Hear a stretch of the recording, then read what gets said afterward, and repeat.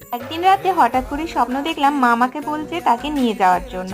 তো সেই সমস্ত কিছু ভেবে আজকে আমি পুজো দিতে এসেছি কলকাতার জীবন্ত কালী মা শ্যাম সুন্দরী মায়ের কাছে। তো প্রথমে এসে এখানে পুজোটা দিয়ে দিলাম আর নামগোত্র লিখে দিলাম। তারপর ভেতরটা দেখো, যেখানে মা বিরাজ করছেন সেই জায়গাটা কত সুন্দর। ছোট্ট একটা বাড়ি, তার মধ্যেই মা বিরাজ করছেন। আর এখানে মায়ের মুখ দেখলে কিন্তু মনস্কামনা অর্ধেক পূর্ণ হয়ে যায়। তো যাই হোক, এখানে আমরা লাইন দিয়ে দাঁড়িয়ে গেছি, পুষ্পাঞ্জলি দিলাম। পরে শুরু হয়ে গেল আরতি। আর আরতি দেখতে প্রায় 300-400 জন লোক হয়েছিল। তো সামনে যাওয়ার অপশন পাইনি, দূর থেকেই দেখলাম। তো আরতিটা কিন্তু ভীষণই সুন্দর হয়।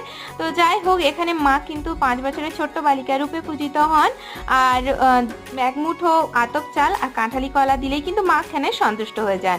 তারপর ভোগের জন্য লাইন দিয়ে দিয়েছিলাম। আর ভোগে ছিল আতপ চালের খিচুড়ি, কাঁঠালি কলা, মিষ্টি আর একটা তরকারি।